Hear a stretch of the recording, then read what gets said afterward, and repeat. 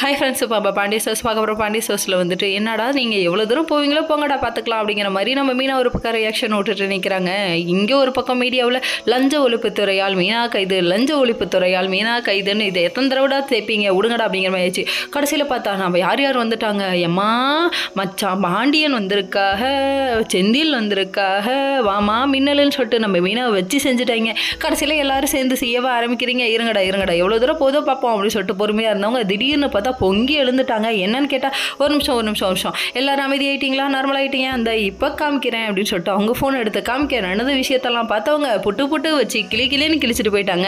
கடைசியில் பார்த்தா அசிங்கப்பட்ட கோபாலு அப்படிங்கிற மாதிரி ஆயிடுச்சு. என்ன உங்கள் பிளான் ஊற்றிக்கிச்சா அப்படின்னு சொல்ல, சின்ன மாமனாரே விட்டுருவேனா நீ அப்படிங்கிற மாதிரி ஆயிடுச்சு. என்ன மாமனாருக்கே பாடம் சொல்லி தந்த மருமகளை ஆகிட்டீங்க, இப்போ போங்க வேற லெவல் பேஷ் அப்படிங்கிற மாதிரி ஆயிடுச்சு. என்ன பொண்ணுடாவை அப்படிங்கிற மாதிரி ஆயிடுச்சு. கடைசியில் பார்த்தா கீழே விழுந்த மீசையில் மண்ணு ஓட்டலன்னு மீசை முறுக்கிட்டு போகிறாரு. கடைசியில் எப்படிமா என்னாச்சுமான்னு சொல்லி கேட்க பாண்டியன் கேட்டப்ப விலாவரியாக புட்டு வைக்கிறாங்க. அதாவது என்னைக்கும் இல்லாமல் இன்னைக்கு வந்து குமாரவேல் இருக்காரு, அவன் வழிமறிச்சு நம்ம மிரட்டுறானாமா, அன்னைக்கு தான் நீ கடைசி நாள்னு. கடைசியில் பார்த்தா டீ குடிக்க வெளியே வரேன், இங்கே வந்து எங்கள் ஆஃபீஸ் ஸ்டாஃப்ட பேசிகிட்டு இருக்காங்க. அப்பயே ஏதோ பிளான் பண்ணுறானுங்க. உஷாராயிட்டேன். எப்படி உஷாருன்னு நீங்கள்லாம் பாடினது என்ன கேட்டுருச்சப்பா, நான் உஷாராயிட்டேன் வேற லெவலில் அப்படின்னு சொல்கிறாங்க.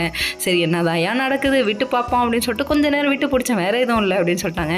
இந்த மாதிரி இருந்தால் என்கிட்ட சொல்லிடுங்க அப்படின்னு சொல்லிட்டாங்க. செந்திலுக்கு ஒரு பக்கம் கோபம் தாங்கலங்க. உடனே நீ வேற லெவல்மா அப்படின்னு சொல்லிட்டு பாண்டியன் பாராட்டிட்டாரு. பாராட்டு மலையில் விழுவ தயாரான்னு சொல்லிட்டு விழுந்து பாராட்டினதை பார்க்கணுமே. அதுக்கப்புறமா கிளம்பி இவங்க போக செந்திலும் கதிரும் ஒரு பக்கம் தீக்க வேண்டிய பழி ஒரு பக்கம் இருக்குது, அதனால் தீர்த்துட்டு வரேன்னு கிளம்பி